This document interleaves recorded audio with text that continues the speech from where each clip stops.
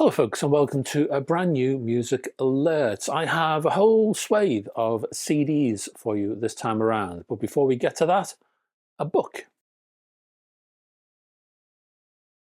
A new music biog now from Paul Rappaport called Gliders Over Hollywood, Airships, Airplay and the Art of Rock Promotion, published by Jawbone, out on the 1st of April 2025, with prices at £16.95 or $24.95. This paperback spans 320 pages. Rappaport worked for Columbia Records over 33 years, from the 60s all the way through to the 90s, and he came into contact with many legends of the time: Pink Floyd, Dylan and the Rolling Stones. What I like about the book are the insights. For example, we follow Rappaport's first sight of a Blue Oyster Cult LP way back in the early 70s. He was impressed with the sleeve art, which plonked on his desk, and then the music. He then pushed the band on a carefully selected radio station. That spawned a 4-track official bootleg of sorts, then a live venue appearance, then more radio play, then some outlandish promotion involving a very large steel logo stuck and lit on the side of a building. Then there was a tour, then another tour. Then he received a guitar from the band, given as a gift for his efforts. This kind of thing gives you an idea of what he did and how he did it, the mechanics of his job, and that's very interesting indeed. Problems with the book? Well, if you're gonna write a book about your career and your life during that time, then tell me the whole story. Don't be coy. For example, Rappaport lightly touches on dodging the Vietnam draft, skims past the awkwardness he felt with his Navy vet father, briefly highlighted discussing the matter with a draft attorney, and then being interrogated by an army psychiatrist, and then has the gall to declare the details of all of that as, quote, another story for another time. No, it isn't. This book is your place and your time. If you want privacy, then don't write a book and keep your mouth shut. But never give us half a story. You have a duty to your readers. But that's just a isolated irritation, I would say. The core of this book is about working with bands, working with ideas, working with contacts, taking advantage of timing and events and places, and how all of that blends together. Even if you don't get the music, even if you dislike the band, Rappaport also tells you the differences between his passions and his day-to-day job. We also get to hear about his interactions with the stars, giving Roger Waters a few facts of life, being just one example. I enjoyed this book and I recommend it. CD now, and let's begin with the UK audiophile label Jasmine and the compilation Johnny and the Hurricanes, the EP collection, a 35-tracker that includes the hits, the B-sides, album tracks and more from the US, the UK, France, Holland, Sweden, West Germany and Denmark between 1959 and 1962, all sequenced in the order they were originally released. Next on the UK's repertoire label now, and veteran 70s outfit Leaf Hounds, Once Bitten, a brand new 13-track album, their first LP for 15 years, and one that offers a nice slice of heavy rock with plenty of expansive riffs. If you like your rock classic, then check out this new one. As a contrast, next up is Miramar, that's the band, and the album, which I'm sure I'll get this wrong, Entrée to Floor, I apologise if I've got that wrong, and the spot of so-called bolero beat with folk pop and a Spanish flavouring, Spanish lyrics anyway, and a 70s cuddly MOR cozy feel. Ideal for Sunday afternoon listening, this one. Next, and more rock, this time hard rock from the Frontiers label and the ex-Michael Schenker group man Robin McCauley with the album Soulbound. This is more classic rock from a man whose voice is still on point. The album itself is a nice mix of power ballads and high-tempo races. This is solid stuff. Next, and Mirabilia Mundi, is the latest 10-track acoustic folk LP from Songdog on the Junkyard Songs label. Songdog is basically the Welsh songwriter Linda Morgan's. Some singer-songwriters offer music to you and they're illustrated by words. Morgan's does a 180. He offers you tone poems. Buy this album for the words.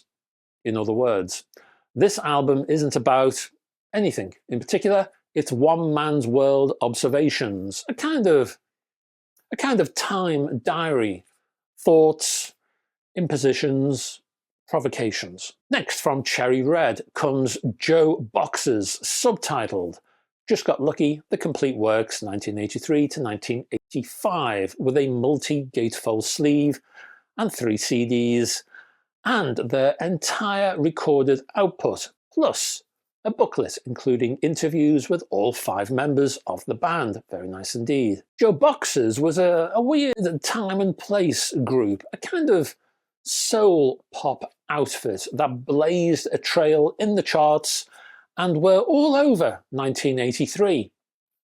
And then they were gone. Well, it's a fascinating story nevertheless, and this box set does a great job in telling it. Next on the Musique Publique label comes Tamala and the LP Debolo, which combines African and European vibes, such as jazz, folk and more. On the whole, this album is rather laid back, easy does it, take your foot off the pedal kind of album.